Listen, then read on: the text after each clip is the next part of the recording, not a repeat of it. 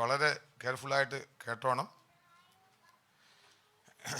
ഒരു വാക്യം ഞാൻ എൻ്റെ കർത്താവിൻ്റെ മേശയിൽ കിടക്കുന്നതിന് മുമ്പായിട്ട് ഒരു വേദഭാവം എൻ്റെ മനസ്സിൽ കടന്നു വന്നൊരു കഴിഞ്ഞ ദിവസം ചിന്തിച്ചപ്പോൾ വന്നൊരു വേദഭാവമാണ്. അത് ഞാൻ നിങ്ങൾ പോയി പറഞ്ഞതിന് ശേഷം കർത്തമേശയിലേക്ക് കിടക്കാം. നമ്മൾ ചിന്തിക്കും സാധാരണ നാട്ടിലൊക്കെ ആണെങ്കിൽ വിലയില്ലാത്ത സാധനമാണ് വെള്ളം. വെള്ളത്തിന് എന്തില്ല? ഇവിടെ ഇപ്പോൾ ഒരു കുപ്പി വെള്ളത്തിന് ഒരു ദിവസം കൊടുക്കണം അല്ലേ? അത് നോക്കി ആൾക്കാരും വലിയ വിലയുള്ള സാധനമൊന്നും പറയുന്നില്ല. നാട്ടിൽ കിണറ്റിൽ എന്ത് ചെയ്യുക? കോരുക. പണ്ട് കാലത്തൊക്കെ നമുക്ക് കിണറ്റിൽ ഒരു വെള്ളത്തിന് വിലയൊന്നും കൊടുക്കണ്ട, ഏത് വീട്ടിൽ ചെന്നാലും വെള്ളം കൊടുക്കും. പക്ഷെ ഇപ്പം കടയിൽ ചെന്നാൽ കുപ്പി ഇവിടെ ഒക്കെ കൊടുക്കുന്നതുകൊണ്ട് ₹1 ചാർജ് ചെയ്യുമെന്നുള്ളതേ ഉള്ളൂ. എന്നാൽ വിലയില്ലെന്ന് തോന്നുന്ന സാധനത്തിനും വില വരുന്ന സമയമുണ്ട്. വിലയൊന്നും ഇല്ലാത്ത സാധനത്തിന് എന്ത് തോന്നും? വില വരുന്ന സാധനമുണ്ട്. ഞാനൊരു വേദഭാവം എടുത്ത് നമുക്കൊന്ന് വായിക്കാം. 2 ശമൂവേൽ എന്നെടുത്തു. 2 ശമൂവേൽ 2 ശമൂവേൽ ചാപ്റ്റർ 23.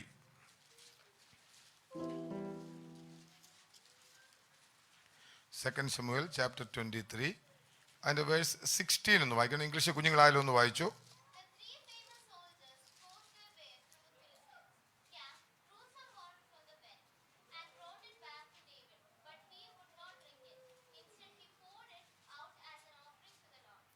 വായിച്ചല്ലോ. ഒന്ന് മലയാളത്തിലായാലും ഒന്ന് വായിച്ചു.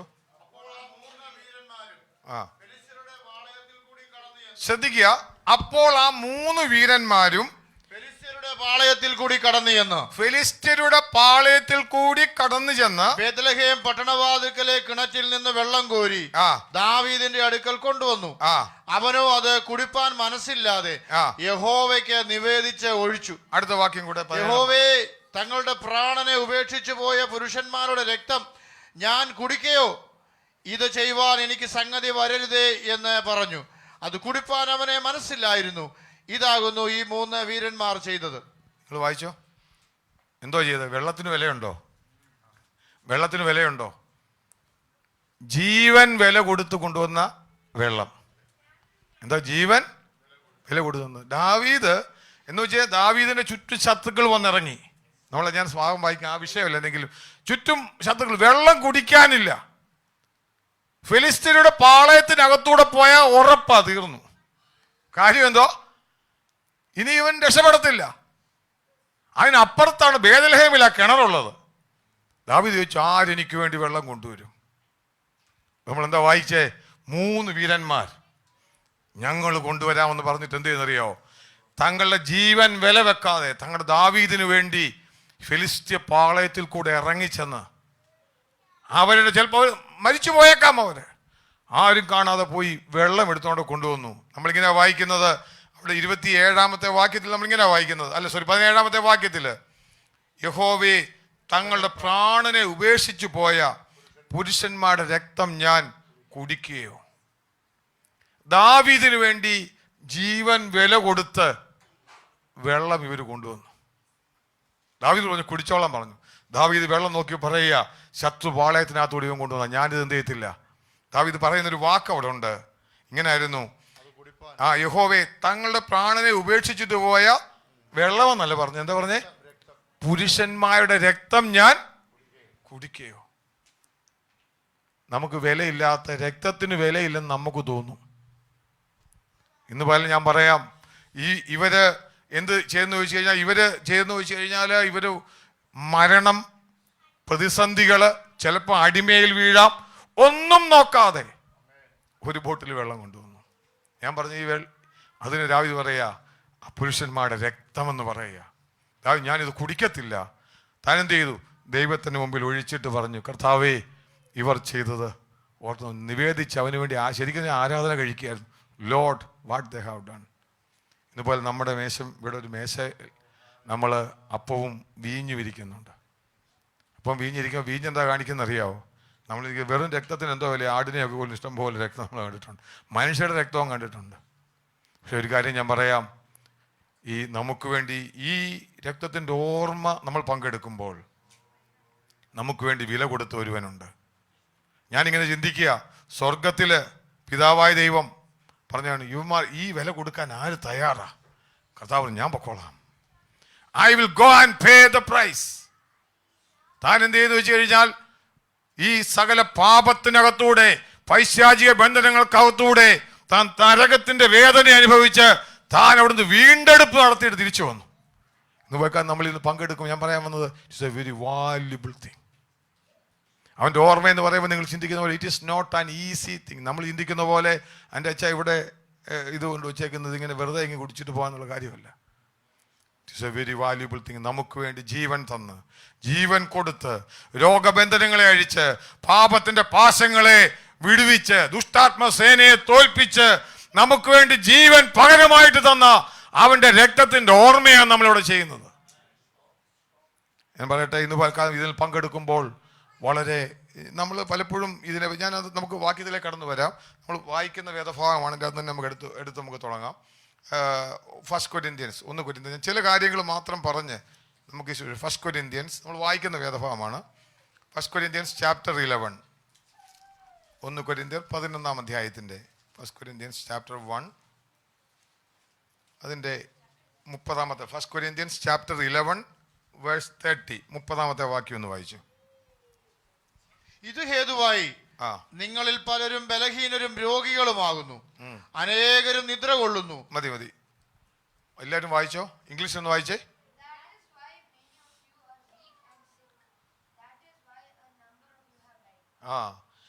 That for this reason, that is why many of you are weak, sick, and many have fallen into the sleep of death. പലരും എന്ത് ചെയ്തു? മരിച്ചും പോയി. എന്തിനെ പറ്റിയാ പറയുന്നേ? എന്തിനെ പറ്റിയാ പറയുന്നേ? ഇത് എന്തിനെ പറ്റി പറഞ്ഞേ? കർത്താവിന്റെ മേശയെ പറ്റി. ഞാൻ പറയാം, വാല്യൂ ഇല്ലാത്തൊരു കാര്യമാണെങ്കിൽ ദൈവത്തിന്റെ ആത്മാവ് ഇങ്ങനെ പറയേണ്ട ആവശ്യമില്ല. ഇങ്ങനെ ഇത് ഹേതുവായി, എന്ത് ഹേതുവായെന്ന് പറഞ്ഞു കഴിഞ്ഞാൽ അതിന്റെ പുറകിലത്തെ കാര്യങ്ങളിൽ കർത്താവിന്റെ ഓർമ്മയുടെ ശുശ്രൂഷയെ പറ്റി, ഞാൻ വിഷയത്തിലേക്ക് സമയമുണ്ടെ കടന്നു വരാം. ഓർമ്മയെ പറ്റി പറഞ്ഞിട്ട് do it in remembrance of me, എന്റെ ഓർമ്മയ്ക്കായിട്ട് ഇത് ചെയ്യുവാനെന്ന് പറഞ്ഞിട്ട് അവസാനം പറയുക ഇത് ഹേതുവായി ചിലർ വീക്ക്, ചിലർ സിക്ക്, ചിലർ fallen into the sleep of death, നിദ്ര കൊള്ളുവാനിടയായി. എന്താ വെച്ചാൽ ഇവിടെ ബണ്ണല്ലേ ഇരിക്കുന്നത്? എന്തോ കാര്യം? എന്താ ഈ ബണ്ണ് കഴിച്ചാൽ ഉടനെ എങ്കിൽ മരിക്കൂ? ബണ്ണ് പിന്നെന്തുണ്ട്? പിന്നെ ഇരിക്കുന്ന നമ്മുടെ വീഞ്ഞ്, അതിനകത്ത് എന്തോ ഇതിന് വല്ല ശക്തി. അതിനകത്തുപോലെ ചില ആൾക്കാർ മന്ദം ചോദിച്ചൊക്കെ ഇത് കഴിച്ചാൽ ഉടനെ ഇങ്ങനെ വരുമോ എന്നറിയാം.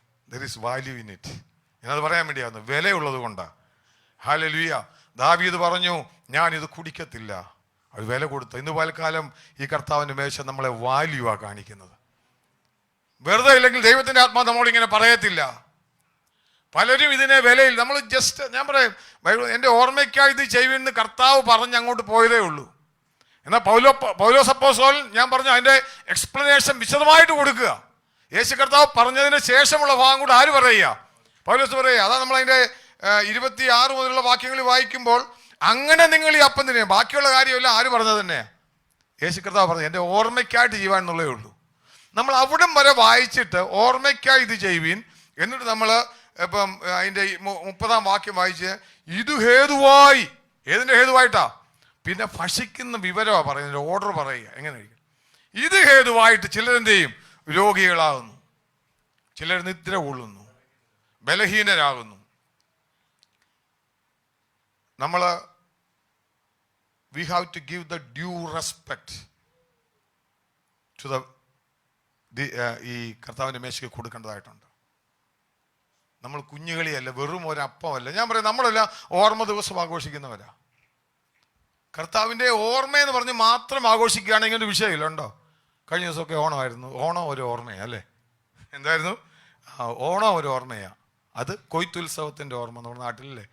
അതിന് പോയി ഇത് കഴിക്കുന്നതുകൊണ്ടൊന്നും തെറ്റൊന്നുമില്ല. പോയി നല്ല വെജിറ്റബിളൊക്കെ കിട്ടി കഴിക്കുന്നതുകൊണ്ട് തെറ്റൊന്നുമില്ല. നമ്മൾ ചിന്തിക്കുന്നത്, ചില ആൾക്കാർ മാവേലി എന്ന് പറഞ്ഞ് കഴിക്കാറുണ്ട്. നമ്മളെന്ത് ചെയ്യുക? കൊയ്ത്തുത്സവം എന്ന് പറഞ്ഞിട്ട് നമ്മൾ പോയി നമ്മൾ കഴിക്കുക. നമുക്ക് പ്രശ്നമൊന്നുമില്ല. ഞാൻ പറഞ്ഞതിൻ്റെ വിഷയം എന്താണെന്ന് ചോദിച്ചു കഴിഞ്ഞാൽ, അവിടെ നിന്ന് കഴിച്ചാൽ ആർക്കും ഇങ്ങനത്തെ വിഷയമൊന്നുമില്ല. അതും ഒരു ഓർമ്മയുടെ കാര്യമോ അല്ലേ? പ്രശ്നമൊന്നുമില്ല. എന്നാൽ ദൈവത്തിൻ്റെ ആത്മാവ് പറയും, എൻ്റെ ഓർമ്മയ്ക്കായിട്ട് നിങ്ങളിത് ചെയ്യണം. പക്ഷേ ഇത് ഹേതുവായി ചിലർ ബലഹീനരും രോഗികളും ചിലർ നിദ്ര കൊള്ളുകയും ചെയ്യുന്നു. ഞാൻ വളരെ സീരിയസ് ആയിട്ടാണ് ഈ വിഷയം നിങ്ങളോട് പറയുന്നത്. Do not take the Lord's table as easy thing. നമ്മൾ വെറും ഒരു കാര്യമായിട്ട് ഈ നമ്മൾ കർത്താവിൻ്റെ മേശ എടുക്കാനല്ല വചനം പറയുന്നു. ഇത് മാറ്റമില്ലാത്ത ദൈവത്തിൻ്റെ വചനമാണ്. വചനം പറയുക. ആരോടാ പറയുന്നത്? കൊരിന്ത്യ സഭയിലെ വിശ്വാസികളോട് പറയുക. ഇന്ന് പൽക്കാലം ദൈവവചനത്തിന്റെ പ്രത്യേകത അത് ഏത് കാലത്തും ഉള്ളവരോട് സംസാരിച്ചുകൊണ്ടിരിക്കും. നമ്മളോടും സംസാരിക്കുന്നതാ. എന്തുകൊണ്ടാണെന്ന് ചോദിച്ചു കഴിഞ്ഞാൽ ചില ഇതുവരെ ഇതിനകത്ത് പല വാദഗതികളുണ്ട്. ഇത് ഫിസിക്കൽ ഡെത്ത് ആണോ സ്പിരിച്വൽ ഡെത്ത് ആണോ? ഇത് ഞാൻ പറയാം, അതിനകത്ത് ഇപ്പം ഏത് നിലയിലായാലും ചില ആൾക്കാർ ആത്മീയമായിട്ട് ഇതുകൊണ്ട് എന്താ പറയുക, മരിച്ചു. They are week in spiritual life. ആത്മീയ ജീവിതത്തിൽ ഇതിന് വില കൊടുക്കാതെ ശുശ്രൂഷ ചെയ്യുമ്പോൾ ചിലരെന്നറിയാം സ്പിരിച്വലി വീക്കാ. എന്തെങ്കിലും നടന്ന ഡൂം താഴെ വീഴും. ചില രോഗികളാവും, ആത്മീയ രോഗികളുടെ എണ്ണം. ആത്മീയമായി മരിച്ചവര് സഭയിലെല്ലാം ഇരിപ്പുണ്ട്, കയ്യടിയൊക്കെ ഉണ്ട്, പക്ഷെ ആത്മീയമായിട്ട് എന്ത് ചെയ്താ? മരിച്ചു കിടക്കുക. ഇതിന് we have to give the due respect and wait for the word of for the ഈ കർത്താവിന് ലോർഡ്സ് ടേബിൾ കൊടുക്കുവാൻ ദൈവത്തിന്റെ ആത്മാ നമ്മളിന്ന് ബുദ്ധി ഉപദേശിക്കുക. ഇത് നമ്മൾ കൊടുക്കുന്ന ഇതിന്റെ കൊടുക്കേണ്ട വില എന്താണെന്ന് ചോദിച്ചു കഴിഞ്ഞാൽ, ചില ആൾക്കാർ യേശു കർത്താവ് പറഞ്ഞപ്പോൾ ഒരു വാക്ക് പറഞ്ഞു, ഇത് എൻ്റെ ശരീരം, എൻ്റെ ഓർമ്മയ്ക്കായി ഇത് നിങ്ങൾ. ചില ആൾക്കാർ ഇത് കത്തോലിക്ക സഭകളൊക്കെ എന്നറിയോ, ഇത് എന്താണെന്ന് പറയുന്നത്? ആ ശരീരമാണ്. ഇവിടെ ഇങ്ങനെ പ്രാർത്ഥിച്ചുകൊണ്ടിരുന്നപ്പം ഈ ബ്ലഡ് എന്തായിട്ട് മാറി? ശരീരമായിട്ട്. ഞാൻ അതിൻ്റെ തിയോളജി ഒന്നും പറയുന്നില്ല. അതായി ഇത് രക്തമായിട്ട് മാറി. അതുകൊണ്ട് അവർ ശവയ്ക്കത്ത് പോലും ഇങ്ങനെ വായിക്കൊണ്ടു വിഴുങ്ങുകയുള്ളൂ. കാര്യം യേശുവിൻ്റെ ശരീരത്തെ ശവയ്ക്കാൻ പാടില്ലല്ലോ. ഞാൻ പറഞ്ഞേ, നിങ്ങൾ മനസ്സിലാക്കാൻ വേണ്ടി പറഞ്ഞതാ. എന്നാൽ അതല്ല കർത്താവ് പറഞ്ഞത്. അങ്ങനെ ഇത് ശരീരം അങ്ങനെ കർത്താവ് വീതിച്ചു കൊടുക്കുന്നതുകൊണ്ട് കർത്താവിൻ്റെ ശരീരത്തിലെ ദശ ഇങ്ങനെ കട്ട് ചെയ്ത് എൻ്റെ ശരീരം എന്നാ പിടിച്ചു മസിൽ കട്ട് ചെയ്ത് അവർക്ക് കൊടുത്തു. അങ്ങനൊന്നും അല്ലല്ലോ. കർത്താവ് എന്ത് ചെയ്തു? അപ്പോൾ എടുത്ത് തന്നെയാണ് കൊടുത്തത്. സോ എൻ്റെ ഓർമ്മയ്ക്കായിട്ട് ഇത് ചെയ്യുന്നത് തന്നെയാണ് പറഞ്ഞത്, അല്ലേ? അങ്ങനെ തന്നെ പറഞ്ഞു. എന്നാൽ വേറൊരു കൂട്ടരുണ്ട്, ഞാനിത് പറഞ്ഞു, ഇത് അങ്ങേ എക്സ്ട്രീമെന്റ്, ഇങ്ങനത്തെ ഒരു എക്സ്ട്രീമെന്റ്. ഓ, ഇത് ഒരു ഓർമ്മയ്ക്കായിട്ട് കഴിച്ചോടാ. എന്തോ ഇത് വേറെ ഓർമ്മയ്ക്ക്, എന്തോ ഇതിനകത്ത് ഓർമ്മ മാത്രമേ ഉള്ളൂ. ഓർമ്മ മാത്രമേ യേശു കർത്താവ് പറഞ്ഞുള്ളെങ്കിലും പൗലോസ് അതിന്റെ ആന്തരിക മർമ്മം പറഞ്ഞു കൊടുക്കുകയാണ്. എന്നിട്ട് തന്നെ അവസാനം കൺക്ലൂഡ് ചെയ്യുകയാണ്, ഇത് ഹേതുവായി നിങ്ങളിൽ പലരും ബലഹീനരും രോഗികളുമാകുന്നു, അനേകരും നിദ്ര കൊള്ളുന്നു. കരം കൊടുത്തു പറഞ്ഞ കുട്ടിക്കളിയല്ല കർത്താവിൻ്റെ മേശ എന്ന് പറഞ്ഞാൽ. ഹല്ലേലൂയ. കുട്ടിക്കളി ഒന്നുമല്ല കർത്താവിൻ്റെ മേശ. അതിൻ്റെതായ വിലയുണ്ട്, അതിൻ്റെതായ വാല്യൂ ഉണ്ട്. ഇതിൽ പങ്കെടുക്കുന്നവര് അതിൻ്റെതായ നിലയിൽ പങ്കെടുക്കണമെന്ന് ദൈവത്തിന്റെ ആത്മാവ് നമ്മളെ ബുദ്ധി ഉപദേശിക്കുക. ഞാൻ ഈ വിഷയത്തിലേക്ക് കടന്നു വരട്ടെ. ഈ രണ്ടും ശരിയല്ല. ഞാൻ പറഞ്ഞല്ലോ, ഒന്ന് പറയുന്നത് യേശുവിന്റെ ശരീരമാണെന്ന് പറയുന്നുണ്ട്, വേറെ കൂട്ടർ പറയുന്നുണ്ട്, ഓ ഇത് വെറും അവിടെ കണ്ട് സഹിച്ചാൻ അവിടെ പോയി ആ കടയിൽ നിന്ന് മേടിച്ചോണ്ട് ബണ്ണ്, ഞാൻ 2 ബണ്ണ് ഇങ്ങോട്ട് ഞാൻ കഴിച്ച് കാണിക്കാമെന്ന്. ആ പരിപാടിയല്ല ഇത്. ഇവിടെ ഞാനത് പറയാൻ വേണ്ടിയാ വന്നത്. ഇതിനകത്ത് ഹല്ലേലൂയ ഇത് ശരീരമാവുന്നുമില്ല, അല്ലാതെ വെറുതെ ഇങ്ങനെ ഒരു ബ്രെഡിന്റെ മുറിയാച്ചാ കടിച്ചോന്ന് പറയുന്ന പരിപാടിയുമല്ല. നമ്മൾ പ്രാർത്ഥിക്കുമ്പോൾ, നമ്മൾ ദൈവകരങ്ങളിൽ ഏൽപ്പിച്ച് മുറിക്കുമ്പോൾ ഇതിനകത്ത് ദൈവിക സാന്നിധ്യത്തിന്റെ ഹല്ലേലൂയ ഒരംശം ഇതിനകത്തുണ്ട്. Serious issue. ഞാൻ പറഞ്ഞത് ദൈവ ശരീരമാകുന്നല്ല. ഇന്ന് പൽക്കാലം ദൈവ സാന്നിധ്യം ഇവിടെ ഉള്ളത് നമ്മൾ പങ്കെടുക്കുമ്പോൾ നമ്മൾ മനസ്സിലാക്കണം. ഒന്നുമില്ലെങ്കിൽ വെറും ബ്രെഡ് ആണെങ്കിൽ എന്തെങ്കിലും സംഭവിക്കുമോ? ബ്രെഡ് മുറിച്ചെടുക്കുകയാണെങ്കിൽ രോഗിയുടെ എന്താ വെച്ചാൽ ഇതിൻ്റെ അതുപോലെ വിഷം വല്ലതും വെച്ചിട്ടുണ്ടെങ്കിൽ വല്ലതും രോഗിയാകും. അങ്ങനെയുള്ളൂ. ഇത് അങ്ങനൊന്നുമല്ല, എല്ലാവരും ഇല്ല. അല്ലോ, നിങ്ങൾ ചിലർ എന്ത് ചെയ്യുന്നു? ചിലർ രോഗികളാകുന്നു. അന്നേരം എല്ലാവർക്കും കുഴപ്പമൊന്നുമില്ലല്ലോ. അങ്ങനെ ആകുമ്പം ഇതിനകത്ത് ദൈവത്തിന്റെ ഒരു ശക്തി വ്യാപരിച്ച് ദൈവാത്മാവിന്റെ ഒരു ഇടപെടൽ നടക്കുന്നു. അത് പറയാൻ വേണ്ടി ഞാൻ വന്നത്. നമുക്ക് ഈ വേദഭാഗത്തിലേക്ക് പോവാം. ഇവിടെ എന്തുകൊണ്ട് അങ്ങനെ പറയാനുള്ള കാരണം, അതാ ഒന്നാമത്തെ വിഷയം. പൗലോസ് പറയുന്നതിൻ്റെ കാര്യം നമുക്ക് 2 വാക്യം എടുക്കാം. അതിൻ്റെ 11-ാം അധ്യായത്തിൻ്റെ അതിൻ്റെ 17-ാം വാക്യം നമുക്കറിയാവുന്ന വേദഭാഗം, എന്നാലും പെട്ടെന്ന് പോവുകയാണ്. 17 മുതൽ 22 വരെയുള്ള വാക്യങ്ങൾ പറഞ്ഞതിന് ശേഷമാണ് 23-ാം വാക്യത്തിൽ ഞാൻ കർത്താവിങ്കിൽ നിന്ന് പ്രാപിക്കുകയും നിങ്ങൾ കേൾപ്പിക്കുകയും ചെയ്തെന്ന് പറയുന്നത്. അതിന്റെ 17 മുതലുള്ള വാക്യങ്ങൾ വായിക്കുമെന്ന് 17-ാം വാക്യം നിങ്ങൾ ജസ്റ്റ് ഒന്ന് കുറച്ച് വായിക്കാം. ഇനി ആജ്ഞാപിപ്പാൻ പോകുന്നതിൽ നിങ്ങളുടെ കുഞ്ഞുങ്ങൾ ശ്രദ്ധിച്ചോണം. വേഴ്സ് 17 ഒന്ന് പറയാം. 1 Corinthians chapter 11 വേഴ്സ് 17 ഓൺവേർഡ്സ് നിങ്ങൾ വായിച്ചോ. ഇവിടെ മനസ്സിൽ ഞാൻ വായിച്ചോളൂ. ഇനി ആജ്ഞാപിപ്പാൻ പോകുന്നതിൽ ഞാൻ നിങ്ങളെ പുകഴ്ത്തുന്നില്ല. നിങ്ങൾ കൂടി വരുന്നതിനാൽ നന്മയ്ക്കല്ല തിന്മയ്ക്ക് എത്ര ഇടയാകുന്നത്. അന്ന് ശ്രദ്ധിച്ച കർത്താവിന്റെ മേശ വെറും ഒരു അപ്പമല്ല, വെറുതെ ഒടിച്ചു വെച്ച ഒരു വീഞ്ഞു മാത്രമല്ല. ഇത് പങ്കെടുക്കുമ്പോൾ ഇത് നന്മയ്ക്കും തിന്മയ്ക്കും മാറാനുള്ള കഴിവുള്ള സാധനമാണ്. ആണോ? എന്താ എഴുതിയിരിക്കുന്നത്? നിങ്ങൾക്ക് തിന്മയ്ക്കായിട്ട് വേണമെങ്കിൽ ഇത് ഭവിക്കാം, അതേസമയത്ത് എങ്ങനെയും ഭവിക്കാം, നന്മയ്ക്കായിട്ടും ഭവിക്കാം. അതായത് ഇത് പറഞ്ഞ കാര്യം കൊടുത്തു, ഇത് വെറും ബ്രെഡൊന്നും അല്ല, വെറുതെ ബ്രെഡാണെന്ന് പറഞ്ഞ് കഴിക്കല്ലേ ഇത്. അല്ല, അയ്യോ ഇത് വെറൊരു ഓർമ്മയാണെന്ന് പറഞ്ഞ് കഴിക്കല്ലേ. അങ്ങനെ ആയിരുന്നെങ്കിൽ വെറുതെ പിടിച്ച് എല്ലാവർക്കും മുറിച്ചാൽ കൊടുത്താൽ മതിയായിരുന്നു. അതല്ല, ചിലർക്ക് നന്മയ്ക്കായിട്ടും തിന്മയ്ക്കായിട്ടും. താഴോട്ട് വായിച്ചു വെച്ചാൽ, ഒന്നാമത് നിങ്ങൾ സഭ കൂടുമ്പോൾ നിങ്ങളുടെ ഇടയിൽ ഭിന്നതയുണ്ടെന്ന് ഞാൻ കേൾക്കുന്നു. Division among them. അവരുടെ ഇടയിൽ എന്തുണ്ട്? കുഞ്ഞുങ്ങൾ വാക്യം വായിച്ചോണോ എല്ലാവരും? കുഞ്ഞുങ്ങളെല്ലാവരും. Division among them. അവരുടെ ഇടയിൽ ഭിന്നതയുള്ള ഒരു സഭയാ. നമുക്ക് ഒന്നാമത്തെ തീയതി അപ്പോൾ അവർ പറയുന്നുണ്ട് ആരുടെയൊക്കെ, ഞാൻ വിഷയം എടുക്കുന്നില്ല അവിടെ. നമുക്ക് അപ്പല്ലോസിന്റെ പക്ഷം, പൗലോസിന്റെ പക്ഷം, ആരുടെ പക്ഷം, അവിടുത്തെ പക്ഷം, ഇവിടുത്തെ പക്ഷം എന്നൊക്കെ പറഞ്ഞിരിക്കുക. പൗലോസ് പറയും, നിങ്ങൾ ഈ പക്ഷമെല്ലാം വെച്ചാൽ കർത്താവിന്റെ മേശ വെച്ചാൽ നന്മയ്ക്കല്ല തിന്മയ്ക്ക് കാരണമാവും. ഒന്നുകൂടെ കാര്യം കൊടുത്തു. കുഞ്ഞുകളിയല്ല, ഞാൻ ഇച്ചിരി പറയാൻ വേണ്ടി മനസ്സിലായി. കുഞ്ഞുകളിയായിട്ടുള്ള കാര്യമല്ല, അത് ദൈവവചനം സ്ട്രിക്റ്റ് ആയിട്ട് പറയുന്ന കാര്യമാണ്. ഹല്ലേലൂയ. എന്നിട്ട് അവരോട് പറയാ, അങ്ങനെ നോക്കിയിട്ട് നിങ്ങൾ കൂടി വായിച്ചു വെച്ചോ, ബാക്കിയോട് വായിച്ചോ. ഏതാനും വിശ്വസിക്കുകയും ചെയ്യും. നിങ്ങളുടെ ഭിന്നതയുണ്ടെന്ന് എനിക്ക് മനസ്സിലായി. ഏതാനും വിശ്വസിക്കുകയും ചെയ്യും. പെട്ടെന്ന് വായിച്ചു. കൊള്ളാകുന്നവർ വെളിപ്പെടേണ്ടതിന് പക്ഷങ്ങളും ഉണ്ടാകേണ്ടത്. ഇനിയിപ്പോ അതിന്റെ ഇവിടെ ഞാൻ ആ വിഷയം പെട്ടെന്ന് പറഞ്ഞ സമയമില്ലാത്തതുകൊണ്ടാ. ഇവര് കൂടി വരുമ്പോൾ അവരുടെ ഭിന്നതയും പിണക്കവും ഒക്കെ വെച്ചേച്ച് കർത്താവിന്റെ മേശ, എന്റെ ഓർമ്മ, ഞാൻ ഓർത്തേച്ച് പോയി, കർത്താവ് ക്രൂശി മരിച്ചു, ഞാൻ ഓർത്തേച്ച് പോയി, സന്തോഷം എല്ലാവർക്കും പോയി. അങ്ങനെ പോകാനല്ല. നിങ്ങളുടെ ഭിന്നത ഇരിക്കുകയാണെങ്കിൽ ദൈവത്തിന്റെ ആത്മാവ് പറയാ തിന്മയ്ക്ക് കാരണമാവും. സഭയില് തമ്മിൽ അങ്ങോട്ടും ഇങ്ങോട്ടും രാവിലെ സുശാന്ത് പറഞ്ഞ പോലെ ഒരു ശരീരമാണ്. അതിന്റെ ആ അവയവങ്ങൾ തമ്മിലുള്ള ബന്ധമുണ്ട്. അസൂയക്കും പിണക്കത്തിനും ഇതിനകത്ത് യാതൊരു പങ്കുമില്ല. സാവചാൻ എപ്പോഴും പറയുന്ന കാര്യം, അസൂയ മനസ്സിയും കയ്പും വെച്ചോണ്ടിരുന്നാല് നമ്മൾ സ്വന്തമായിട്ട് വിഷം കഴിക്കുന്നതിന് തുല്യമാണ്. കയ്പൊക്കെ നമ്മൾ വെച്ചോണ്ടിരുന്ന എന്താ പ്രശ്നം അറിയാ? എനിക്കിപ്പം ഒരാൾക്ക് മോൻസിച്ചാനെതിരെ കയ്പ് വെച്ചോണ്ടിരിക്കാന്ന് വിചാരിച്ചു. മോൻസിച്ചാന് കുഴപ്പമൊന്നുമില്ല, ഞാൻ വിഷം കഴിക്കുന്നതിന് തുല്യമാണ്. കയ്പ് വന്നിട്ട് ഞാൻ ഇത് ചിന്തിച്ച് എൻ്റെ മനസ്സും പോയി, ശരീരവും പോയി, ആരോഗ്യം പോയി. ഇവിടെ പറയാം നന്മയ്ക്കല്ല തിന്മയ്ക്ക് കാരണമാകുകയാണ്. അവർ തമ്മിലുള്ള വഴക്ക സഭ കൂടി വരുമ്പം. എന്നിട്ട് ഞാൻ ആ വിഷയം മാത്രമേ പറയുന്നുള്ളൂ. അതുകൊണ്ട് അവരോട് പെട്ടെന്ന് ദൈവത്തിന്റെ ആത്മാവ് പറയുകയാണ്, ഞാനൊരു കാര്യം നിങ്ങൾ പറയാം, കർത്താവിങ്കിൽ നിന്ന് ഞാൻ പ്രാപിച്ച് നിങ്ങൾ കേൾപ്പിച്ചു തന്നൊരു ശുശ്രൂഷയുണ്ട്. അത് കുഞ്ഞുകളിയല്ല എന്നാ പറഞ്ഞതിന്റെ ചുരുക്കം. 23-ാം വാക്യം. എന്താ പറയുന്നറിയാവോ? ഇത് കുഞ്ഞുകളിയായിട്ടുള്ള ശുശ്രൂഷയല്ല. എന്താ പൗലോസ് അവസാനം പറയുന്നുണ്ട്. അതിന്റെ 33-ാം വാക്യം ഒന്ന് വായിച്ചേ. ആകയാൽ സഹോദരന്മാരെ, നിങ്ങൾ ഭക്ഷണം കഴിപ്പാൻ കൂടുമ്പോൾ അന്യോന്യം കാത്തിരിപ്പിൻ. വല്ലവനും വിശക്കുന്നുവെങ്കിൽ നിങ്ങൾ ഒരുമിച്ച് കൂടുന്നത് ന്യായവിധിക്ക് ഹേതുവാകാതെ. നിങ്ങൾക്ക് ന്യായവിധിക്ക് ഹേതുവാകും. എന്തോയിന് വന്നതാ? കർത്താവിന്റെ മേശ പങ്കെടുക്കാൻ വന്നതാ. ന്യായവിധിക്ക് നിങ്ങൾ ഹേതുവാകരുത്. വായിച്ചോ. ഹേതുവാകാതിരിക്കേണ്ടതിന് അവൻ വീട്ടിൽ വെച്ച് ഭക്ഷണം കഴിക്കട്ടെ. ചുരുക്കി പറഞ്ഞ നിങ്ങൾ വീട്ടിൽ പോയിരുന്നോളാം. ഈ കർത്താവിന്റെ മേശ എടുത്തില്ല, നിങ്ങൾ എവിടെ പോയിരുന്നോ? വീട്ടിൽ. അന്നത്തെ സംഭവത്തിന് സാഹചര്യം പറഞ്ഞുതരാം. അന്ന് ഇവരെല്ലാം ഈ ഫുഡ് ആദ്യം കൊണ്ടുവന്നിട്ട് പിന്നാണ് കർത്താവിന്റെ മേശ എടുക്കുന്നത്.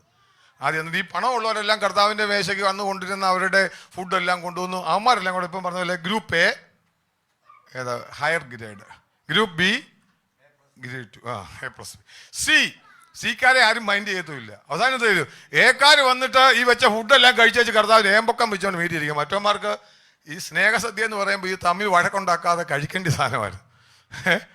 ഉടനെ പറയാ, ഇങ്ങനെ വീട്ടിൽ പോയിരുന്നു കഴിക്കുക. കർത്താവിന്റെ മേശ അവിടെ വന്നിട്ടാണോ നിങ്ങളുടെ ഈ പരിപാടി? കുറച്ചൊന്ന് ഏമ്പക്കം വിട്ടിരിക്കുന്നു, കുറച്ച് പേരൊന്നും ഇല്ലാത്ത ലജ്ജിപ്പിക്കാൻ നോക്കണം. അത് നിങ്ങൾ നമ്മൾ വായിച്ച 17, 18, 19 വാക്യം വായിച്ചാൽ കാണാൻ സാധിക്കും. ലജ്ജിപ്പിക്കാനായിട്ട് വന്നേക്കുന്നു കുറേ എണ്ണം ഇറങ്ങിയേക്കുന്നു. പൗലോസിന്റെ വാക്യ പറഞ്ഞത് ഇതൊക്കെ വീട്ടിൽ പോയിരിക്കുക. പക്ഷെ എന്താണ് ഞാൻ പറഞ്ഞതിന്റെ സീരിയസ്നെസ് പറയുക? എന്താണ് ഇതിന്റെ പ്രതിവിധി? ഇവിടെ ഒരു ചോദ്യം ഇതാണ്. നമ്മൾ ഈ വായിച്ച വാക്യത്തിൽ ഇങ്ങനെയാണ് തുടങ്ങിയത്, ഇത് ഹേതുവായി നിങ്ങൾ പലരും ബലിയിടും. എന്താണ് ഇതിന് solution? What is the solution? അതിന്റെ 27-ാം വാക്യത്തിൽ വായിക്കുമ്പോൾ നിങ്ങൾ അതുകൊണ്ട് അയോഗ്യമായി അപ്പം തിന്നുകയോ കർത്താവിന്റെ പാനപാത്രം കുടിക്കുകയോ ചെയ്യുന്നവനെല്ലാം കർത്താവിന്റെ ശരീരവും രക്തവും സംബന്ധിച്ച് കുറ്റക്കാരനാകും. അതിനും പറയാം കർത്താവിന്റെ മേശ കഴിക്കുന്ന യോഗ്യതയും കൂടെ ഉണ്ടെന്ന് പറഞ്ഞത്. എന്താണ് യോഗ്യതയുണ്ട്? യോഗ്യത എന്ന് പറയുന്നത് ഈ പറയുന്നത് ഒരു കാര്യം ശ്രദ്ധിക്കണം, യോഗ്യമായവരല്ല, യോഗ്യമായ നിലയിലാണ് കേട്ടോ. ഇതൊരു വ്യക്തിയെ പറ്റിയല്ല പറയുന്നത്. The way of doing the lords table, ദൈവത്തിന്റെ ലോഡ്സ് ടേബിൾ ചെയ്യുന്ന നിലയെ പറ്റിയാണ് പറഞ്ഞേക്കുന്നത്. യേശുവിൽ വിശ്വസിച്ച് രക്ഷിക്കപ്പെട്ട് സ്നാനപ്പെട്ട് വിശുദ്ധിയിൽ ജീവിക്കുന്ന എല്ലാവരും യോഗ്യരാ. പക്ഷെ കയ്പും വെച്ചോണ്ട് വന്നേച്ച് എന്നോട് ഞാൻ പറയാം, എന്നോട് ശ്രദ്ധിച്ചോണം, കയ്പും വഴക്കും വെച്ചോണ്ട് വന്ന് തമ്മിൽ സ്നേഹവും ഇല്ലാതെ ഇതിൽ പങ്കെടുത്താൽ ന്യായവിധി പിടിച്ചാൽ നോക്കിയാൽ മതി. പിന്നെ നമ്മൾ പറഞ്ഞിട്ട് കാര്യമൊന്നുമില്ല. അച്ഛാ എന്നാൽ പിന്നെ ഞാനിത് എടുക്കുന്നില്ല. എന്നാൽ പിന്നെ അച്ഛൻ ഇത്രയൊക്കെ പറഞ്ഞു, ഞാനിപ്പോൾ ഇങ്ങനെ നല്ല നിലയിൽ പൊക്കോണ്ടിരിക്കുകയായിരുന്നു, ഇനിയിപ്പോൾ കർത്താവിൻ്റെ മേശ എടുക്കാൻ ഒരു പേടിയായി. കാര്യം എന്ന് വെച്ചാൽ ഇങ്ങനെയൊക്കെ ഇതിനകത്ത് ഉണ്ടായിരുന്നെന്ന് എനിക്ക് അറിയത്തില്ലായിരുന്നു. ഒന്നുകൂടെ കാര്യം കൊടുത്തത് കുഞ്ഞുകളിയല്ലെന്ന് പറഞ്ഞാൽ, അല്ലെ, കുഞ്ഞുകളിയല്ല, കർത്താവിൻ്റെ മേശ കുഞ്ഞുകളിയല്ല, അത് വളരെ സീരിയസ് ആയിട്ടുള്ള കാര്യമാണ്. ഇവരോട് പറയുക, നമ്മൾ 27-ാം വാക്യത്തിൽ വായിച്ചത്, ശരീരവും രക്തവും സംബന്ധിച്ച് എന്ത് ചെയ്യും? കുറ്റക്കാരനാവും. അച്ഛാ ഞാൻ കഴിച്ചില്ലേ, കുറ്റക്കാരനാവുമോ? ഇല്ലല്ലോ. എന്താ ഇങ്ങനെ പറഞ്ഞ? അയോഗ്യമായിട്ട് കഴിച്ചാൽ എന്തായി പോയെന്ന് ഞാൻ കുറ്റക്കാരനാവും. എന്നാ പിന്നെ അങ്ങനെ ചില ആൾക്കാരുണ്ടല്ലോ, കഴിക്കത്തില്ല, കർത്താവിൻ്റെ മേശ ഇവിടെ തന്നെ മാറി. അതെന്ന് വെച്ച് കഴിഞ്ഞാൽ കുറ്റമൊന്നും വരാതിരിക്കാൻ വേണ്ടി അങ്ങ് മാറിപ്പോകും. ഞാൻ പറഞ്ഞൊരു കാര്യം പറയാം, ദാവീദ് പറഞ്ഞൊരു കാര്യം ഞാൻ പറയട്ടെ. താൻ ആ വെള്ളം ഒഴിച്ച് കളഞ്ഞിട്ട് ഇങ്ങനെ പറഞ്ഞു, എൻ്റെ പുരുഷന്മാരുടെ രക്തം ഞാൻ കുടിക്കുമോ? നിന്നെ മാനിക്കാൻ വേണ്ടി ദൈവം ഒരുക്കിയ മേശയായത്. ഞാൻ പറഞ്ഞവർക്ക് മനസ്സിലാവുന്നുണ്ട്. നമ്മളെ മാനിക്കാൻ വേണ്ടി ദൈവം നമുക്ക് തന്ന മേശയായത്. അത് ഒഴിഞ്ഞു മാറിപ്പോകാനുള്ളതല്ല. എന്നാ അറിയാം, കർത്താവ് തൻ്റെ മണവാട്ടിയെ പറ്റി പറയുന്നത് അറിയാമോ? അവരെ കാളയും എഫേസ്യത്തിൽ വായിക്കുന്നുണ്ടോ? അയ്യോ, എഫേസ്യത്തിലെ വാക്യം ഒന്നും എടുക്കാമേ, ഈ വാക്കൊക്കെ മറന്നു പോകുന്നുണ്ട്. അതുകൊണ്ടാണ് കറയും ചുളുക്കവും, അത് തന്നെ, കറയും ചുളുക്കവും ഇല്ലാത്തവരാക്കി നിർത്തുക. അതാ ഞാൻ പറഞ്ഞ വാക്യം, അത്രയേ ഉള്ളൂ. എന്തോ കറയും ചുളുക്കവും ഇല്ലാത്തതാക്കി നിർത്താൻ വേണ്ടിയാ കർത്താവ് നമ്മളെ സ്നേഹിച്ചത്, നമുക്ക് വേണ്ടി വില കൊടുത്തത്. എങ്ങനെയാ കറ കളയാൻ പറ്റുന്നേ? ഇതിപ്പം എനിക്ക് ഭിന്നതയൊക്കെ ഉണ്ട് അച്ഛാ, ഞാൻ കർത്താവിന്റെ മേശ എടുക്കുന്നില്ല. സഭയിലൊക്കെ ഞാൻ കയ്യൊട്ടി അല്ലുവയും അന്യഭാഷയൊക്കെ ഒരു കുഴപ്പമില്ല, നല്ല ശക്തമായിട്ടുണ്ട്. ഞാൻ എന്ത് ചെയ്യുന്നില്ല? കറുത്ത മേശ എടുക്കുന്നില്ല. ഭിന്നത കൊണ്ട് എടുത്തു കഴിഞ്ഞാൽ ഭയങ്കര പ്രശ്നം വെച്ചാ. അതുകൊണ്ട് എന്ത് ചെയ്യാ? എടുക്കാതെ അങ്ങ് പോയാ പോരെ. കർത്താവ് നിന്നെ കറയും ചുളുക്കവും ഇല്ലാത്ത നല്ല മണവാട്ടിയാക്കി മാറ്റാൻ വേണ്ടിയാ കർത്താവ് താൻ വില കൊടുത്ത് നമ്മൾ വായിക്കുന്ന ഫേസിലെ കാണുന്നില്ല. എന്തിനാ പറഞ്ഞതെന്നറിയാവോ? നമ്മൾ ഓരോ കർത്താവിന്റെ മേശ ചെയ്യുന്നത് നമ്മളെ തന്നെ ശുദ്ധീകരിക്കുന്ന ശുശ്രൂഷയാ. എന്താ? നമ്മളെ തന്നെ ശുദ്ധീകരിക്കുന്ന ശുശ്രൂഷ. ഞാൻ എപ്പോഴും പറഞ്ഞ കാര്യം പറയാം, ഈ ഫൈനൽ എക്സാം എഴുതണമെങ്കിൽ ഇടയ്ക്കിടയ്ക്ക് പിള്ളേർക്ക് ഓരോ വീക്കിലും എക്സാം കൊടുത്തു കഴിഞ്ഞാൽ ഫൈനൽ എക്സാം ഈസിയാ. ഈ നമ്മൾ പണ്ട് കാലത്തുണ്ട്, ഞങ്ങൾക്ക് പണ്ട് ആകെ ഉള്ളത് ഫൈനൽ എക്സാം മാത്രമേ ഉള്ളൂ. പിന്നെ ഈ പഠിച്ചെല്ലാം കൂടെ ഇവിടെ ഓർക്കാനാ. ഇടയ്ക്കിടയ്ക്ക് എക്സാം നടത്തി അങ്ങ് പോവുകയാണെങ്കിൽ ഓർക്കും. ഇതുപോലെ ഓരോ കർത്താവിൻ്റെ മേശ താൻ വെച്ച് എന്തിനാണെന്നറിയാമോ? നമ്മളെ തന്നെ നോക്കിയിട്ട് ശുദ്ധീകരിക്കാൻ. ഇവിടെ പറയുക, അതിനടുത്ത അവിടെ കാര്യം പറയുന്നുണ്ട്. 27-ാം വാക്യത്തിൽ വായിച്ചപ്പോൾ നമ്മൾ കണ്ടു, എന്ത് ചെയ്യും? ഒന്ന്, നമ്മൾ കുറ്റക്കാരാകും. അതിന്റെ സൊല്യൂഷൻ എന്താ പറയുന്നത്? 28-ാം വാക്യത്തിൽ മനുഷ്യൻ തന്നെത്താൻ ശോധന സിമ്പിളാ വഴി. നമ്മൾ തന്നെത്താൻ എന്ത് ചെയ്യണം? ശോധന ചെയ്തിട്ട് വേണം ഇതിൽ നിന്ന് കഴിക്കാൻ. ഒത്രേ ഉള്ളു പ്രശ്നം. പക്ഷേ അച്ഛാ, ഞാൻ എങ്ങനെ അവനോട് ക്ഷമിക്കുന്നത്? അവനോട് ഞാൻ എങ്ങനെയാ ക്ഷമിക്കുന്നത്? തന്നെത്താൻ ശോധന ചെയ്താൽ പിടികിട്ടും എൻ്റെ മനസ്സ് എങ്ങനെയാന്നുള്ളതാ. കർത്താവ് പറഞ്ഞു വളരെ സിമ്പിൾ ഒരു കാര്യമോ. ഞാൻ കാര്യം പറയാ, എന്നാ പിന്നെ കഴിക്കാതിരിക്കണമെന്നുള്ളതല്ല, നിന്നെ മാനിക്കാൻ വേണ്ടി അവൻ ഒരുക്കിയ മേശയായത്. അതിനകത്തൊന്നും നീ എന്ത് ചെയ്യല്ല, മാറി ഒഴിഞ്ഞാൽ നീ അവനെ അപമാനിക്കുക ചെയ്യുന്നത്. കരം കൊടുത്ത് പറഞ്ഞേട്ടെ, അപ്പൊ കർത്താവിനെ അവമാനിക്കരുതെന്ന് പറ. അതിന് സിമ്പിൾ സൊല്യൂഷൻ ഇത്രയേ ഉള്ളൂ. ഒന്നാമത്തെ പാട്ട് എന്താണ്? നീ കുറ്റക്കാരനാകാതിരിക്കണമെങ്കിൽ നീ എന്ത് ചെയ്യണം? തന്നെ താൻ let the man examine himself. തന്നെ എന്ത് ചെയ്യണം? ശോധന ചെയ്യണം. അല്ലെങ്കിൽ എന്താ ഇംഗ്ലീഷ് ഇങ്ങനെ പറയുന്നുണ്ട്, guilty of profaning the body and blood of the Lord. അവന്റെ ശരീരവും രക്തവും സംബന്ധിച്ച് കുറ്റക്കാരനാവും. വെറുതെ ഈ അപ്പെടുത്ത് കഴിച്ചോടെ ഞാൻ വെറുതെ കുറ്റക്കാരനാകണ്ട. അതുകൊണ്ട് കർത്താവിൻ്റെ മേശ വന്നാൽ ഞാൻ കഴിക്കുന്നില്ല. ഞാൻ പറയാം, നിന്റെ ഹൃദയം കഠിനമായി പോവുക. കർത്താവ് നിനക്ക് വെച്ചിരിക്കുന്ന ശുശ്രൂഷ എന്ന് പറയുന്നത്, നീ നിന്നെ തന്നെ ദൈവസന്നി തന്നെ താൻ ശോധന ചെയ്യണം. അപ്പുറത്തിരിക്കുന്ന ചാക്കോച്ചനെ ശോധന ചെയ്യാനല്ല, അവൻ എന്നോട് കൈപ്പുണ്ടോ എന്ന് പറയാനല്ല, നിന്റെ കാര്യം നീ നോക്കിയാൽ മതി. You examine yourself. നിന്നെ തന്നെ ശോധന ചെയ്യണം. എന്നിട്ട് ദൈവം കർത്താവിനെ മാനിക്കുന്നവരാകാൻ ദൈവം ആഗ്രഹിക്കുക. ഹല്ലേലൂയ. ദാവീദ് കുടിക്കാതെ പറഞ്ഞു, ഞാൻ ദൈവത്തിന് മുമ്പിൽ ഞാൻ നിവേദ്യമായിട്ട് ഞാൻ ഒഴിക്കുക. നമുക്ക് എത്ര പേർക്ക് പറയാം, ലോർഡ്, എൻ്റെ മനസ്സിലുള്ള കയ്പും വിദ്വേഷവും ഞാൻ മാറ്റി വെക്കുക. I want to glorify your name. കർത്താവേ, നീ എനിക്ക് വേണ്ടി ചെയ്ത് തൻ്റെ രക്തം ചൊരിഞ്ഞത് എങ്ങനെയാണെന്ന് എനിക്കറിയാം. അതുകൊണ്ട് ഞാൻ I want to glorify you. എങ്ങനെയാ ഞാൻ ചെയ്യേണ്ടത്? എന്നെ തന്നെ ഞാൻ ശോധന ചെയ്യും. എന്റെ ചിന്തകള്, വിചാരങ്ങള്, എന്റെ കൂട്ടു സഹോദരനുമായിട്ടുള്ളത്, എന്റെ ശരീരത്തെ ഞാനൊന്ന് വിവേചിക്കും.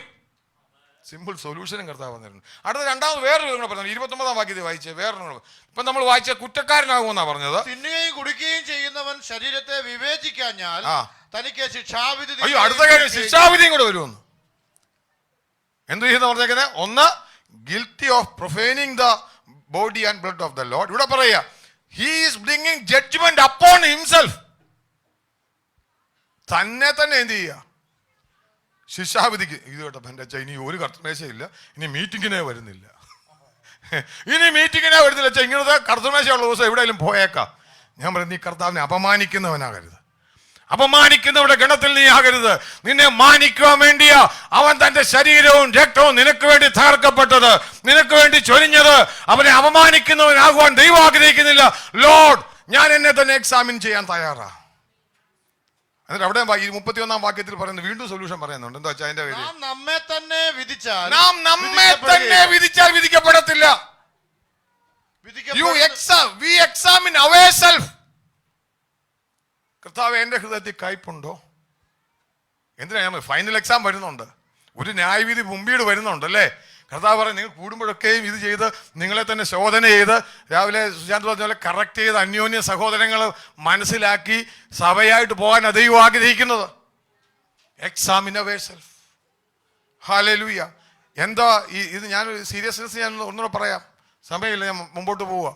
ഇതെന്ന് പറയുന്നത് it is A cup of blessing. എന്ത് കപ്പാന്നാ പറഞ്ഞേ? നമുക്ക് വായിക്കാം. എൻ്റെ 1 കൊരിന്ത്യർ 10-ാം അധ്യായത്തിൻ്റെ അവിടെ വരും. ഞാൻ ഇതിനകത്ത് ഇത്രയും പറഞ്ഞപ്പോൾ നിങ്ങൾ ഇനി കഴിക്കുമൊന്നും വേണ്ടല്ലോ, മാറുന്നേ. ബട്ട് ഒരിക്കൽ നമ്മുടെ കർത്താവ് ജീവൻ തന്നവനെ തള്ളി പറയാൻ ദൈവം ആഗ്രഹിക്കും. 1 Corinthians chapter 10 വരുമ്പോൾ 10 verse 14 നമ്മൾ 14 to 16 എന്ന് വായിച്ചു പെട്ടെന്ന്. അതുകൊണ്ട് പ്രിയന്മാരെ, വിഗ്രഹാരാധന വിട്ടോടുവിൻ. നിങ്ങൾ വിവേകികൾ എന്ന് വെച്ച് ഞാൻ പറയുന്നു. ഞാൻ പറയുന്നത് വിവേചിപ്പിൻ. നാം അനുഗ്രഹിക്കുന്ന അനുഗ്രഹപാത്രം ക്രിസ്തുവിന്റെ രക്തത്തിന്റെ കൂട്ടായ്മയല്ലയോ? നാം നുറുക്കുന്ന അപ്പം ക്രിസ്തുവിന്റെ ശരീരത്തിന്റെ കൂട്ടായ്മയല്ലയോ? അപ്പം ഒന്നാകൊണ്ട് പലരായ നാം ഒരു ശരീരമാകും. അത്രയും മതി. ഇവിടെ നിങ്ങൾക്ക് കാണാൻ സാധിക്കും, നമ്മൾ പറയുകയാണ് നാം അനുഗ്രഹിക്കുന്ന അനുഗ്രഹപാത്രം. ഇത് എന്നാന്നറിയാം, ഒരു വലിയ കാര്യം വെച്ചാൽ നമ്മളൊരു കാര്യം ബ്ലെസ് ചെയ്താൽ, നമ്മളൊന്ന് അനുഗ്രഹിച്ചാൽ, നമ്മൾ ആരെയും അനുഗ്രഹിക്കും? കുഞ്ഞുങ്ങളെ കൊണ്ടുവന്ന് നമ്മൾ പ്രാർത്ഥിക്കും, നമ്മൾ എന്ത് ചെയ്യും? ഒരേ ബ്ലെസ് ചെയ്ത് നമ്മൾ പ്രാർത്ഥിക്കും അല്ലേ? എന്താ ബ്ലെസ് ചെയ്യുന്നത്? കർത്താവ് ഒരു അനുഗ്രഹമാണ്. ആൾക്ക് അതിൻ്റെ തെറ്റൊന്നുമില്ല. നമ്മൾ വിശ്വസിക്കുന്ന നമ്മുടെ കർത്താവ് ഒരു അനുഗ്രഹമാക്കി മാറ്റും. നമ്മുടെ വിഷയങ്ങൾ നമ്മൾ പ്രാർത്ഥിച്ച്, അല്ലെങ്കിൽ വാഹനമൊക്കെ മേടിക്കുമ്പോഴും, അല്ലെങ്കിൽ നമ്മുടെ വീടുകളിലൊക്കെ വരും, നമ്മൾ പ്രാർത്ഥിച്ച് അനുഗ്രഹിക്കും. ഇതൊരു ബ്ലെസ്സിങ് ആണ്. ഇവിടെ ദൈവത്തിന്റെ ആത്മാവ് പൗലോസപ്പോസ്തലൻ പറയുക, നാം അനുഗ്രഹിക്കുന്ന അനുഗ്രഹപാത്രം. ഈ കർത്താവിന്റെ മേശ എടുത്തിട്ട് പറയുകയാണ്, ഈ അനുഗ്രഹിക്കുന്ന അനുഗ്രഹപാത്രം ഇത് ക്രിസ്തുവിന്റെ രക്തത്തിന്റെ, ക്രിസ്തുവിന്റെ ശരീരത്തിന്റെ കൂട്ടായ്മയല്ലയോ? ഇതൊരു കൂട്ടായ്മയെ കാണിക്കുക. എങ്ങനെയാണെന്നറിയാമോ? ഇത് വേറെ കാര്യം ഞാൻ പറയാം. ഈ നാം നുറുക്കുന്ന അപ്പം പൗലോസ് പറഞ്ഞേ. പൗലോസ് നുറുക്കി കൊടുക്കുക എന്നല്ല, എൽഡർ കൊടുക്കുക എന്നല്ല. ആര് നുറുക്കുക എന്നാ പറഞ്ഞേ? നാം ഓരോരുത്തരും നുറുക്കുക. ഈ നുറുക്കുന്ന അപ്പം നിങ്ങൾ എടുക്കുമ്പോൾ പറയുക, I am blessing this bread. ഞാൻ ഈ ശരീരത്തെ ഞാൻ ബ്ലെസ് ചെയ്യുകയാണ്. എന്നിട്ട് ഞാൻ എടുത്ത് കഴിക്കുക. ഞാൻ എന്താ പറയുന്നറിയാവോ? ഇതൊരു ബ്ലെസ്സിങ് ആയിട്ട് എനിക്ക് മാറാൻ പോവുക. നാം ആ വാക്യം ഇങ്ങനെ വായിക്കുന്നത്, നാം അനുഗ്രഹിക്കുന്ന അനുഗ്രഹപാത്രം ക്രിസ്തുവിന്റെ രക്തത്തിന്റെ കൂട്ടായി. അതേപോലെ പറയാം. ഇവിടെ 3 കാര്യങ്ങൾ പറയുന്നുണ്ട്. ഒന്ന്, നാം അനുഗ്രഹിക്കണം. രണ്ടാമത് കൂട്ടായ്മയാണ്. മൂന്നാമത് നമ്മൾ നുറുക്കണം. എങ്ങനെ കർത്താവ്, നീ ഇത് നുറുക്കിയെടുക്കുമ്പോൾ ഒരു കാര്യം മറന്നു പോകല്ല്, എങ്ങനെയാണ് കർത്താവ് നമുക്ക് വേണ്ടി നുറുക്കപ്പെട്ടത്, അതുപോലെ നീ ഇത് നുറുക്കിയെടുക്കുമ്പോൾ ഓർക്കണം, നിനക്ക് വേണ്ടി തകർക്കപ്പെട്ട ഒരുവനുണ്ട്. ഹല്ലേലൂയ. എൻ്റെ വാക്കുകൾ സമയം മുമ്പോട്ട് വേണേ പെട്ടെന്ന് അവസാനിപ്പിക്കുക. എന്നിട്ട് പൗലോസ് ചോദിക്കുകയാണ്, അതിൻ്റെ 10-17 വാക്യത്തിന് സമയത്ത് പെട്ടെന്ന് 17 അല്ല, അവിടെ താൻ 17 മുതൽ 21 വരെയുള്ള വാക്യങ്ങളിൽ താൻ പറയുമ്പോൾ 2 തരത്തിലുള്ള യാഗത്തെ പറ്റി പറയുന്നുണ്ട്. ഒന്ന്, ഇസ്രായേൽ മക്കളോട് നോക്കിയിട്ട് പറയുകയാണ്, ഇസ്രായേൽ മക്കൾ യാഗം കഴിച്ചാൽ ആ യാഗപീഠത്തിന്റെ കൂട്ടാളികളാവര്. ദർ ഈസ് എ ഒരു കൂട്ടായ്മയുണ്ട് അവിടെ. കൂട്ടായ്മ എന്ന് പറഞ്ഞിരിക്കുന്ന വാക്ക് ഇവിടെ പറഞ്ഞ ഫെലോഷിപ്പ്, ഒരു കമ്മ്യൂണിയൻ ഉണ്ട്. ഈ കർത്താവിന്റെ മേശ നേരത്തെ പറഞ്ഞ പോലെ നമ്മളെ പഠിപ്പിക്കുന്നത് നമ്മൾ അന്യോന്യം എല്ലാവരും അറിഞ്ഞിരിക്കണം. സാവുച്ചാൻ എപ്പോഴും പറയുന്നത്, വളരെ സ്ട്രിക്റ്റ് ആയിട്ട് പറയുന്നൊരു കാര്യമുണ്ട്. നമ്മളൊരു ശരീരത്തിൻ്റെ അവയവമാണെങ്കിൽ കൈക്ക് വേദന വന്നാലുണ്ടല്ലോ നമുക്കറിയാൻ പറ്റും. നിന്റെ കൂട്ടു സഹോദരന്റെ വേദന നിനക്ക് ഫീൽ ചെയ്യുന്നില്ലെങ്കിൽ you have to rethink whether you are in communion with that people. നീ എൻ്റെ അപ്പം എടുക്കുന്ന ഈ വലിയ സഭകളിലൊക്കെ പോയി കഴിഞ്ഞാൽ അപ്പോൾ അവിടെ അതുവഴി അങ്ങോട്ട് ആയണ്ടോ പോയടാ, ആ മൂലക്കിരുന്ന് ആരാന്ന് അറിയാം, അവനും അപ്പം കഴിച്ച് അവൻ്റെ ഒഴിക്ക് പോയി. ഏറ്റവും കൂടുതൽ 10, 30, 50 പേര് 60 പേരുക്കുള്ളൊക്കെ ഉള്ള സഭയാണ് നല്ലത്. എല്ലാവരും അന്യോന്യം അറിഞ്ഞിരിക്കണം. അത് ഞാൻ പറയും, സെൻസേഷൻ നമുക്കുണ്ടായിരിക്കണം. സഭയെപ്പറ്റി ഒരു സെൻസേഷൻ. ഇപ്പം ജോസ് ബ്രദർ പറഞ്ഞ പോലെ ജോസ് ബ്രദർ ആശുപത്രിയിൽ നമ്മളെല്ലാം പ്രാർത്ഥിക്കാനിടയായി. He's my brother. ഞാൻ പറയാം, ഒരു അപ്പനും അമ്മയും ഭാര്യയ്ക്കും വേദന ഉണ്ടാകുന്നതിനേക്കാളും കൂടുതൽ നമ്മുടെ ഉള്ളിൽ വേദന ഉണ്ടാകണം. അവൻ എൻ്റെ ശരീരത്തിൻ്റെ അവയവമാ, അവനുമായിട്ട് എനിക്കൊരു ബന്ധമുണ്ട്. ഈ ബന്ധമാണ് കൂട്ടായ്മ, ഫെലോഷിപ്പ് എന്ന് പറയുന്നത്. എന്നിട്ട് ഇവിടെ താഴോട്ട് വായിക്കുമ്പോൾ ഞാൻ ഈ വിഷയത്തിലേക്ക് പെട്ടെന്ന് കടന്നു വരാം. എന്നിട്ട് ഇവർ പറയുകയാണ്, അതിൻ്റെ 22-ാം വാക്യത്തിൽ 22-ാം വാക്യത്തിൽ വായിച്ചു വെച്ച്, അല്ല നാം കർത്താവിന് ക്രോധം ജലിപ്പിക്കുന്നുവോ, അവനേക്കാൾ നാം ശ്രദ്ധിക്കുക. ഇവിടെ പറയുക, ഈ വിഗ്രഹങ്ങളുടെ മേശയിൽ പോയി ചെയ്തു കഴിഞ്ഞാൽ അവിടെ ഒരു കമ്മ്യൂണിയൻ ഉണ്ട്. ഭൂതങ്ങളുടെ മേശയിൽ ഒരു കമ്മ്യൂണിയൻ ഉണ്ട്. പഴയ നിയമത്തിലെ യാഗപീഠത്തിൽ ചെയ്ത ഇസ്രായേൽ മക്കളുടെ അവിടെയും ഒരു കമ്മ്യൂണിയൻ ഉണ്ടായിരുന്നു. നിങ്ങൾ ഈ തോന്നുന്നിടത്ത് പോയി കമ്മ്യൂണിയൻ കൂടിയിട്ട് ഇതേ കയറി എടുക്കരുത്. നിങ്ങൾ ദൈവത്തിന്റെ ക്രോധത്തെ ജ്വലിപ്പിക്കുന്നവരാകരുത്. ഇന്ന് പൽക്കാലം ഞാൻ പറയട്ടെ, ഞാനിത് പറഞ്ഞ എൻ്റെ ബ്ലെസ്സിങ്, എനിക്ക് സമയമില്ല, ഞാൻ ഒത്തിരി വിഷയങ്ങൾ എടുത്തുകൊണ്ട് വന്നത്. ബ്ലെസ്സിങ് ദൈവം നമുക്ക് വരും. ഞാൻ പറയാം, എമ്മൂസിലേക്ക് പോയ ശിഷ്യന്മാര് അവരുടെ മുമ്പിൽ കർത്താവ് എന്ത് ചെയ്തു മനസ്സിലാക്കിയില്ല. അവർ ചെന്നിട്ട് എമ്മൂസിൽ ചെന്നിട്ട് മുറിക്കാത്തിട്ട് കർത്താവ് അപ്പം നുറുക്കി അവർക്ക് കൊടുത്തെന്ന് അവിടെ എഴുതിയിട്ടുണ്ട്. സമയം എടുക്കുന്നില്ല. അപ്പോൾ അവരുടെ കണ്ണ് തുറന്നു. ഞാൻ പറയാം, നിങ്ങൾ എത്ര വിശ്വസിക്കുന്നു, it's A blessing, it will open your eyes. നേരത്തെ പോലെ അറിഞ്ഞ് നമ്മൾ ശുശ്രൂഷകൾ ചെയ്യണം.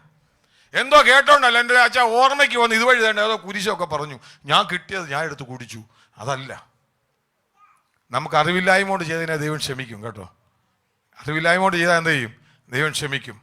സംഗതി മനസ്സിലാക്കി കഴിഞ്ഞാൽ ആ കൂടുതൽ അറിഞ്ഞവന് കൂടുതൽ അടി, അങ്ങനത്തെ വാക്യമല്ലേ ഏതാ ഒത്തിരി അറിഞ്ഞവന് കൂടുതൽ അടി കിട്ടുമെന്നൊരു വാക്യമുണ്ട്.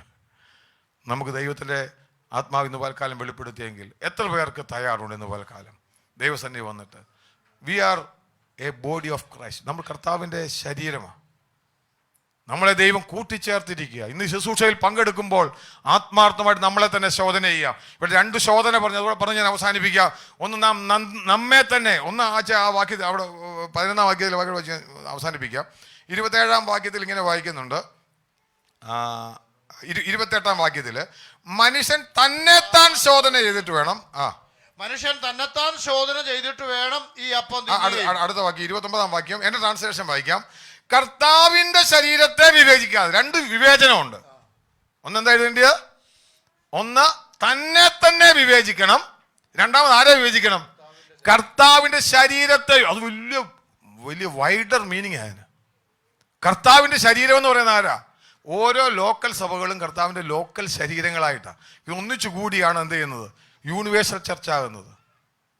ഇവിടെ പറയാ കർത്താവിന്റെ, നമ്മൾ ഈ വായിച്ചതുപോലെ തന്നെ ശരീരത്തെ വിവേചിക്കണം. How my dealing with my co brother, എൻ്റെ കൂട്ടത്തിലുള്ള ബ്രദർ സഹോദരനുമായിട്ട് എൻ്റെ ഇടപാട് എങ്ങനെയാ? ഇവരുടെ പ്രശ്നം എന്താ? ഇവർ ചോദന ചെയ്യാതെ തമ്മിൽ അടിയും പിടിയും ഉണ്ടായിട്ട് ഇവർ വന്ന് കർത്താവിൻ്റെ മേശ ഓർമ്മയ്ക്കവിടെ പിടിച്ചോടാന്നും പറഞ്ഞെല്ലാം അങ്ങ് കഴിക്കുക. നമ്മളെ തന്നെ ശോധന ചെയ്യുന്ന ദിവസങ്ങളായി മാറട്ടെ. കർത്താവിൻ്റെ മേശയൊക്കെ നമ്മളെ കറയും ചുളുക്കവും ഇല്ലാത്തവരാക്കി, ക്രിസ്തുവിന് വേണ്ടി നിൽക്കുന്ന കന്യകമാരാക്കി നിർത്തുവാൻ എല്ലാ ചുളുക്കവും മാറ്റി നമ്മളെ തന്നെ ശോധന ചെയ്യണം. നമ്മുടെ സഭയെ ശോധന ചെയ്യണം. എൻ്റെ കൂട്ടു സഹോദരനുമായിട്ട് എനിക്ക് എന്തെങ്കിലും വിഷയമുണ്ടോ? ഹല്ലേലൂയ. അതോ ഞാൻ പിണക്കവും കോപവും മനസ്സിൽ വെച്ചിട്ട് സഹിച്ചാനെ പറ്റി 2 കുറ്റം പറഞ്ഞു വെച്ചോണ്ടിരിക്കുക. കുഴപ്പമില്ല, കർത്താവിൻ്റെ മേശയ്ക്ക് കുഴപ്പമില്ല. ഞാൻ അങ്ങനെയല്ല. അല്ല, ഇവിടെ ഇരിക്കുന്ന ആരെങ്കിലും നോക്കിയിട്ട് അവൻ്റെ ഇത് ഇങ്ങനെയാണെന്നൊക്കെ പറഞ്ഞാൽ എനിക്ക് അതൊന്നുമല്ല വിഷയം. നമുക്ക് എത്ര പേർക്ക് നമ്മളെ തന്നെ ശോധന ചെയ്യാൻ പറ്റും? ലോർഡ്, ഞാൻ സമർപ്പിക്കാൻ തയ്യാറാണ്. ഞാൻ എൻ്റെ വാക്കുകളെ ഇവിടെ അവസാനിപ്പിക്കുക. എങ്കിൽ ഇതൊരു അനുഗ്രഹപാത്രം. ഇന്ന് ഞാൻ ചിലരുടെ കണ്ണുകളെ തുറക്കുന്ന കാലമായി മാറട്ടെ. ഹല്ലേലൂയ. കർത്താവ് എന്ത് ചെയ്തു? അത് കൊടുത്തു. ഒരിക്കൽ ഏദനില് അവര് ആ ഫലം ഭക്ഷിച്ചപ്പോൾ കണ്ണെല്ലാം അടഞ്ഞുപോയി. തുറന്നത് എന്താണെന്നറിയോ? തുറന്നത് പാപം കാണാനും ശാപം കാണാനും മരണം കാണാനും കണ്ണു തുറന്ന അമ്മച്ചിയുടെ അപ്പച്ചൻ്റെ ഏദൻ തോട്ടത്തിൽ.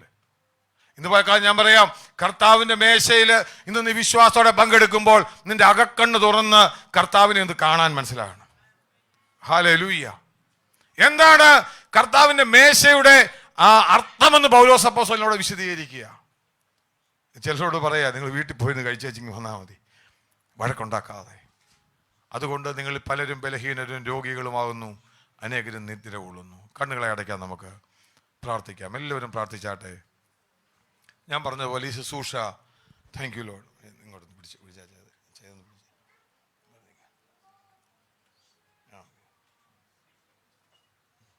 ഈ ശുശ്രൂഷ ഞാൻ പറഞ്ഞ പോലെ നമ്മളെ തന്നെ ശോധന ചെയ്യുന്ന ശുശ്രൂഷയാണ്. Examine yourself, examine the body of Christ, examine ourselves. നമ്മളെ തന്നെ, Lord, I know Lord that this is a cup of blessing, അനുഗ്രഹപാത്രമാണ്. I believe Lord that today എൻ്റെ ജീവിതം, ചിന്ത, പ്രവൃത്തി എൻ്റെ കൂട്ടു സഹോദരന് വിരോധമായിട്ടുണ്ടോ? Forgive me, Lord.